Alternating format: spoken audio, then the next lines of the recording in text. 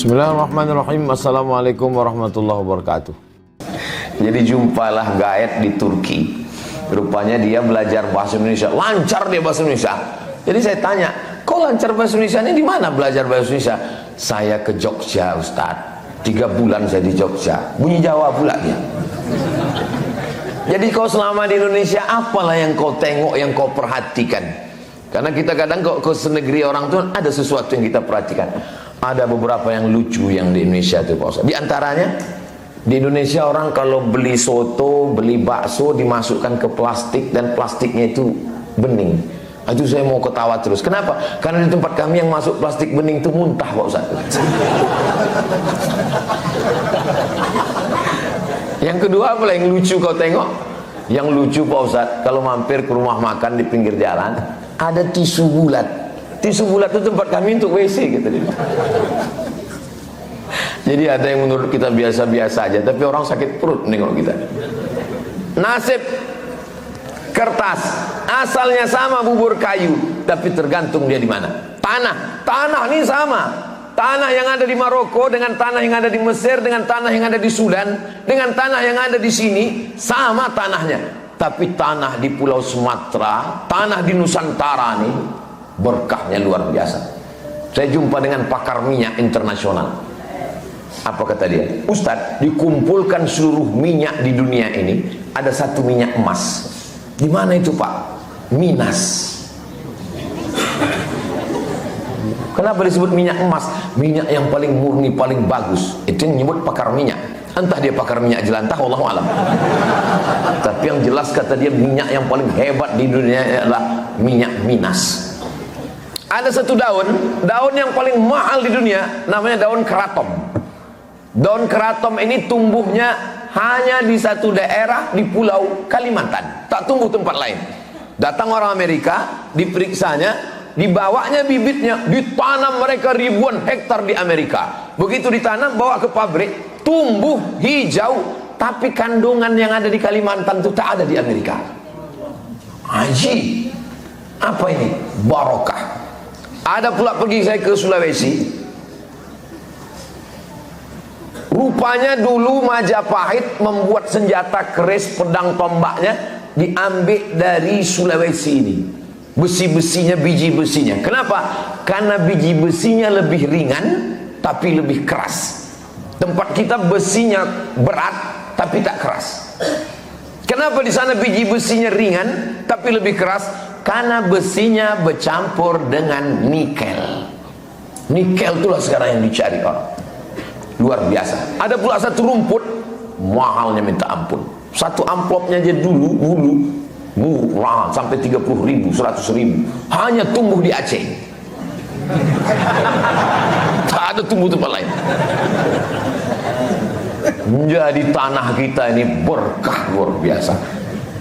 Siapa yang menurunkan keberkahan itu? Allah berjanji, walau anna ahlal qura amanu, kalau penduduk suatu negeri itu syaratnya yang pertama amanu, beriman, yang kedua wattaqau, bertakwa, la fatahna alaihim barakatin, maka turunlah barokah. Saya yakin dan percaya tema kita ini tak sesuai tema nih Pak Ustaz. Temanya meraih keberkahan dalam bekerja. Bekerja belum masuk lagi, baru berkahnya aja. Ini baru berkahnya aja. Kita ngaji sampai jam berapa Ustaz Anom? Jam 6.45. Hah? 6.45. Ya. Kita sampai jam 6.45. Sunat Isyraqnya? Nanti setengah 7 ya. Pertanyaannya? 12 menit. Oke, sampai jam 6.30 nanti tulis pertanyaan. 6.30 ke 6.45 baru saya jawab. Habis itu kita sholat sunat Isyraq 2 rakaat. Usolli sunnatal Isyraq raka'ataini lillahi ta'ala. Jadi waktu sedang tawaf, turunlah hujan. Turun hujan. Datanglah orang ke Mizab. Tahu Bapak Ibu Mizab? Mizab itu pincuran emas. Pincuran emas Ka'bah letaknya di letter U Hijr Ismail. Ini Ka'bah, ini letter U Hijr Ismail, ada mizab di sini. Mizab ini pincuran emas. Datanglah orang berlomba-lomba mandi di bawah pincuran emas ini menampung air. Kebetulan waktu itu Syekh Sa'di, pakar tafsir Saudi Arabia, sedang ngajar tafsir. Ditanya orang tuh, Syekh Sa'di, ya, apa hukum mengambil air yang jatuh dari atas Ka'bah itu? Bid'ah, wa kullu bid'atin dhalalah wa kullu dhalalatin finnar. Itu hukum orang mengambil air dari atas Ka'bah itu bid'ah, tak ada dalilnya. Orang ini yang tak fanatik kepada satu syekh, datang dia ke syekh yang lain, namanya Sayyid Alawi. Ayahnya Sayyid Muhammad bin Alawi bin Abbas Al-Hasani Al-Maliki, yang sekarang cucunya namanya Sayyid Ahmad bin Muhammad bin Alawi bin Abbas Al-Hasani Al-Maliki. Al-Hasani karena keturunan Sayyidin Al-Hasan, Al-Maliki karena mazhabnya mazhab Maliki. Sayyid Alawi, ya, apa hukum mandi menampung air minum di bawah pincuran Ka'bah? Kata dia dapat 2 barokah. Barokah mana? Barokah yang pertama, nazzalna minas sama'i ma'am mubarakah. Kami turunkan dari atas langit air yang berkah. Terus berkah satu lagi, inna awwala baitin wudi'a lin-nasi lalladzi bi Bakkata mubarakah. Sesungguhnya bangunan yang pertama adalah Ka'bah, dan di situ ada berkah. Berjumpa berkah air hujan dengan berkah Ka'bah di dalam air yang tumpah dalam mizan. Disampaikan orang ke Syekh Sa'di, Syekh Sa'di, ternyata ada dalilnya. Oh, kata dia, tak tertangkap deh. Banyak dalil-dalil itu tidak tertulis secara eksplisit, tidak tertulis sekala nas, tapi dia diambil dari mafhumun nas. Jadi saya ingin mengatakan bahwa barokah-barokah ini, tapi jangan ceramah subuh tentang berkah ini nanti dilebarkan terlalu lebar. Balik dari sini, cincin saya ini ada berkahnya. Tak ada saya sebut begitu. Tapi Ustaz pakai cincin, saya pakai cincin hanya sekedar suka saja. Tidak saya katakan batu ini ada berkahnya. Kalau duduk di rumah makan nggak bayar. Ya memang tak bayar, duduk aja jangan makan. Artinya kalau ada dalilnya berkah, kalau tak ada dalilnya jangan. Ada dalilnya dari Quran, ada dalilnya dari sunnah, ada dalilnya dari khobar, ada dalilnya dari asar, maka itu adalah barokah. Tapi kalau dibuat-buat orang, maka tak ada barokah. Datanglah Imam Nawawi. Imam Nawawi ini kampungnya mengajarnya di Damaskus, Suriah. Rindu dia kepada Imam Syafi'i. Imam Nawawi meninggal 676, Imam Syafi'i meninggal 204. Jarak Imam Nawawi dengan Imam Syafi'i 400 tahun. Jadi jangan bayangkan Imam Nawawi dengan Imam Syafi'i itu macam kita di Yayasan Tabung Wakaf Umat, satu yayasan. 400 tahun jarak mereka. Lalu kemudian Imam Nawawi rindu dengan Imam Syafi'i. Datanglah dia dari Damaskus ke Kairo. Sampai di Kairo, belum lagi sampai ke makam Imam Syafi'i, nampaknya kubah. Imam Syafi'i itu kuburnya ada kubahnya di atas. Menengok kubur Imam Syafi'i, menetes air matanya. Balik dia langsung ke Damaskus. Tak sanggup dia ziarah. Tak kuat dia menghadapi kubur Imam Syafi'i. Rupanya Imam As-Subuki mendengar berita Imam Nawawi datang ini. Subuki, kau tak jumpa dengan Imam Nawawi? Kenapa? Datang dia ke Kairo kemarin. Nah, jadi zaman dulu banyak ulama datang tuh kita tak tahu. Beda sama sekarang. Karena dia belum datang, orang udah update duluan. Beda sama zaman sekarang. Zaman sekarang tahu pun tak mau datang. Astagfirullah, kata Imam As-Subuki, ahli fikih dalam mazhab Syafi'i. Ada Imam Nawawi datang? Ada. Dikejar Imam Subuki lah ke makam Imam Syafi'i. Rupanya Imam Nawawi sudah pulang. Datang Imam As-Subuki ke Damaskus mencari Imam Nawawi. Imam Nawawi mana? Kata orang Damaskus, Imam Nawawi baru aja balik ke kampungnya. Nama kampungnya Nawa, maka disebut dengan Nawawi.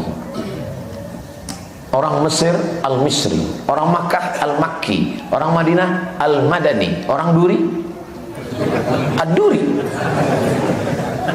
Imam Nawawi mana? Imam Nawawi baru balik ke kampungnya di Nawa.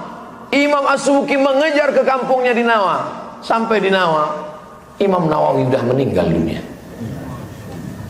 Ziarah dia ke makam Imam Nawawi. Setelah itu datang dia balik ke Damaskus, ke tempat Imam Nawawi mengajar hadis. Nama tempat itu Darul Hadis Al-Ashrafiyah.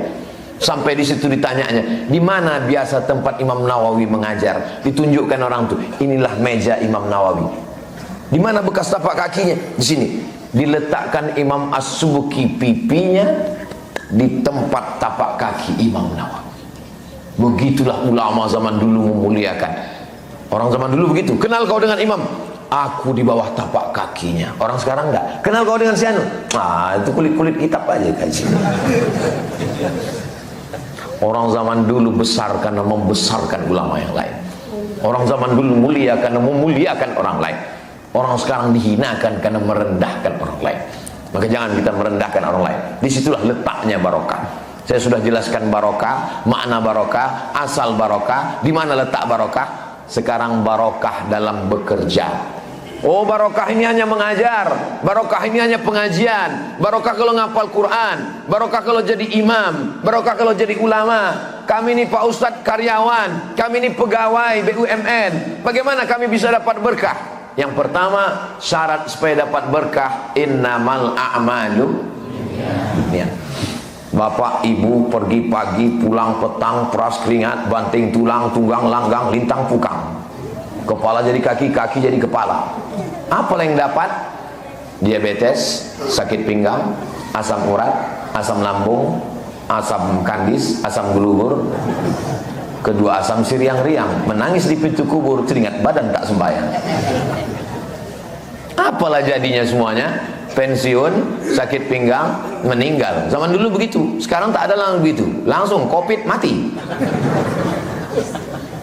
Kalau tidak karena Allah, tapi kalau bapak ibu bekerja karena Allah, walaupun pekerjaannya tak ada hubung kait dengan agama, maka dia mendapatkan balasan. Kullu amrin dzibalin walam yubda bi bismillah. Semua perbuatan baik kalau tidak dimulai dengan nama Allah, fahuwa aqta, putus, tak bisa dibawa bekal.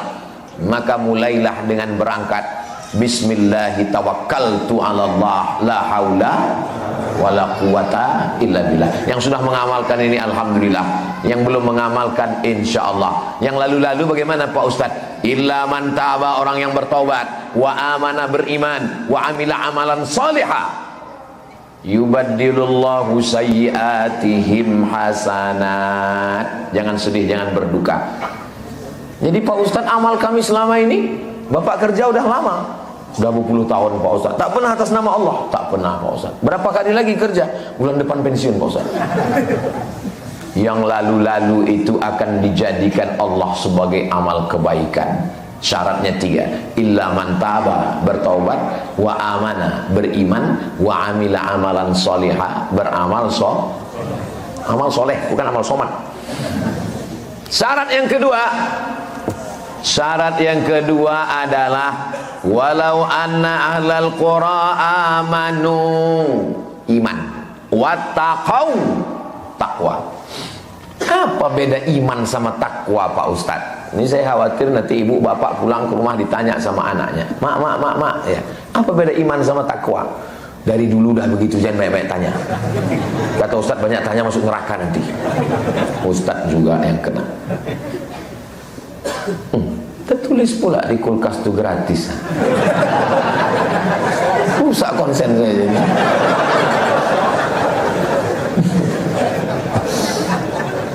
Sampai mana tadi? Iman dan takwa. Apa beda iman sama takwa? Ada razia di jalan lintas timur Duri, itu jalan apa nih? Sudirman. Ada razia di jalan Sudirman. Bapak percaya ada razia di jalan Sudirman, itu namanya beriman. Beriman kepada apa? Beriman kepada razia. Setelah percaya bahwa di jalan Sudirman ada razia, bang, ini dapat WA di grup, katanya ada razia sekarang. Bapak pun lalu kemudian pakai helm. Setelah itu buka, tengok, razia. Tengok pula SIM, STNK, pajak masih hidup, tetap bayar pajak walaupun sedang hirup pikuk sekarang. Lalu kemudian tengok semua, periksa. Jangan bang, ingatkan istri, jangan sampai abang pakai sendal jepit, ada peraturan baru, ditangkap nanti. periksa semua bang, sampai tutup pentil angin, tengok, karena nanti kalau kena razia itu kena juga itu nanti. Takut ditangkap, lalu memakai helm, pakai SIM, lihat pajak, itu disebut dengan takwa. Kira-kira dengan ilustrasi ini paham membedakan iman dan takwa? Oke, kalau masih belum jelas saya kasih ilustrasi kedua. Katanya ada medical check up gratis, ada dokter akan datang. Datanglah dokter, diperiksalah. Dokter membawa balon berwarna hitam yang tak ada dalam lagu balonku ada 5.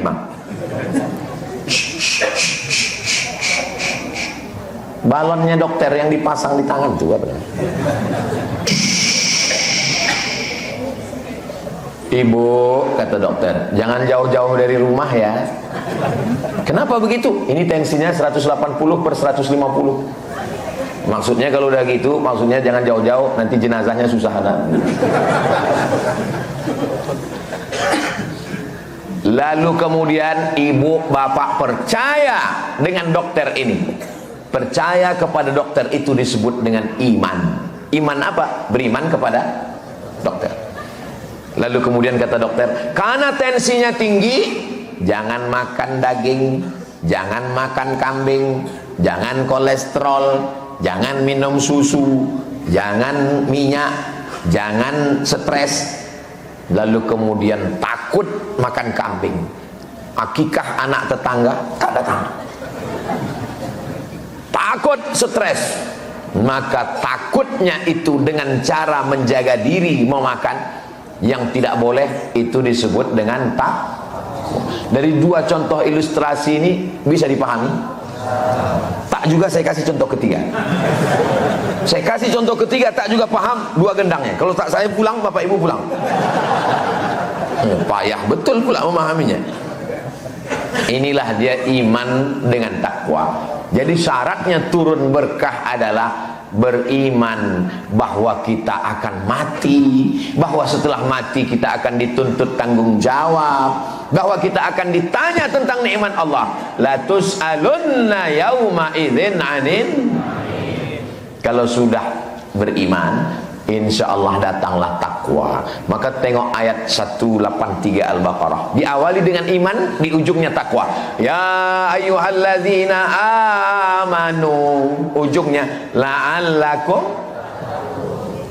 Awalnya iman, ujungnya takwa. Tapi coba tengok tengahnya. Tak mungkin ujuk-ujuk tiba-tiba langsung datang takwa. Iman di pangkal itu tidak akan muncul takwa kalau tidak ada di tengahnya. Kutiba alaikumus siyam. Dengan siam inilah datang takwa. Saya tak paham Pak Ustaz, masa dengan berpuasa kita jadi takwa? Nanti jam 12, jam 1 masuk ke toilet. Mana toilet masjid? Masuk ke toilet. Di dalam toilet itu ada bak. Jam 1, jam 12 sampai uduk mau sholat 12.30, kunci, tengok bak tuh macam cincau. Tinggal ngasih santan aja nih sedikit. Andai ada yang mau masukkan kepalanya ke dalam, menyelam sambil minum air bak. Tak ada satupun orang di komplek ini yang mau memasukkan kepalanya untuk minum. Kenapa tak mau? Itulah dia takwa. Maka tengoklah anak-anak kita ini kadang berwuduknya cuma sekali dia memasukkan air itu ke mulut, meludahnya sampai 10 kali. Saking takutnya air itu lewat di sini. Ibu-ibu ini pun kalau ditanya orang nelpon kawannya, gimana kabar anak saya, laki saya, bini saya, kemana? Ingat pesan Ustaz Somad, tak ada pahala puasa kita ini hilang gara-gara ini. Nanti habis berbuka kita.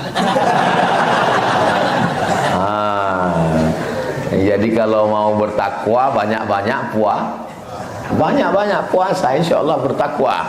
Janji Allah itu pasti kalau janji Allah. Ya ayyuhalladzina amanu kutiba alaikumus shiyam kama kutiba alal ladzina min qablikum la'allakum.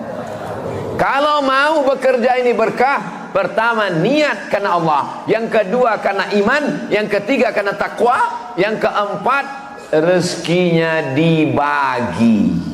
Inilah tadi penyerahan. Berapa juta tadi Ustaz? 55 juta. 55 juta. Dulu terakhir kita datang kemari 60 juta. 60 juta. Sebelum itu 150. 150, 50, 60. Yang ketiga nanti 300 kabarnya. Tak yakin orang ini. Amin. Menyebut aminnya pun ragu. Dibagikan. Dengan dibagikan itulah datang keberkahan-keberkahan. Kata orang COVID itu musibah. Tapi bagi Yayasan Tabung Wakaf Umat, kalau tak ada COVID, tak ada yayasan ini. Yayasan ini muncul gara-gara COVID. Kalau tak ada COVID, Ustaz Al-Nob sibuk, saya sibuk, Ustaz Tatang sibuk. Begitu COVID datang, ketakutan kami semua. Takut mati, takut liang lahat, takut ini. Akhirnya kami pun bertemu, berkumpul. Lalu kami membuat satu acara, judulnya mau dibawa kemana hubungan kita. Saya berkawan dengan Ustaz Tatang dari tahun 96. Sama-sama kami di IAIN kuliah sebelum saya ke Mesir. Dengan Ustaz Al-Nob pula, beliau adik kelas saya. Akhirnya kami membuatlah sebuah yayasan, Yayasan Tabung Wakaf Umat. Bermunculanlah ini orang mengasih rumah di Jalan Lili, jadikan TK sekarang. Datang lagi orang mengasih rumah di Jalan Paus, dijadikan apa sekarang? Rumah Quran. Datang pula di Duri nih mengasihkan rumah. Sampai sekarang alhamdulillah baru mengasihkan rumah. Belum ada yang mengasih orang rumah lagi. Alhamdulillah. Datang menyerahkan tanah. Pak, tampung-tampung tanah ini berdatangan. Assalamualaikum Ustaz Somad. Waalaikumsalam. Ini ada tanah 5 hektar. Allahu Akbar. Di mana Pak? Di Pulau Natuna. Allahu Akbar. Makin kuat takbir kami. Kita tak punya kader. Anak-anak kita baru kelas 2 SMP, sudah hafal Quran. Kalaulah anak ini udah tamat, kita kirim ke Natuna. Bisa dia membuka tahfiz Quran di sana. Jadi duit yang Bapak Ibu berikan ke yayasan tadi, itu semua mengalir untuk para penghafal Quran. Bapak Ibu boleh mati, masuk ke liang lahat, dimakan cacing tanah. Ustaz Somad, saya juga. Tapi pahalanya tetap mengalir sampai hari kiamat insyaallah. Pertama, lillah. Yang kedua, iman. Yang ketiga, takwa. Yang keempat, rezekinya dibagi, berdatangan barokah. Yang kelima, berjamaah. Kalau saya sendiri, biasa aja. Ustaz Al-Nob sendiri, biasa aja. Ustaz Tatang sendiri, biasa aja. Tapi begitu kami berjamaah, 35 orang pengurus yayasan ini. Ramai. Bahkan ada yang komplain. Ini yayasan ini kok ramai sekali, 30 orang. Ini terlalu gemuk.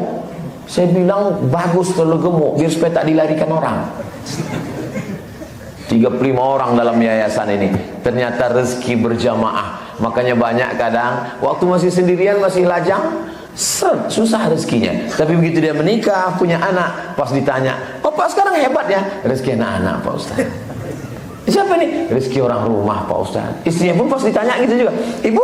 Rezeki suami Pak Ustaz. Masing-masing tak mengaku. Pas di rumah baru dia bilang, "Punya aku tuh."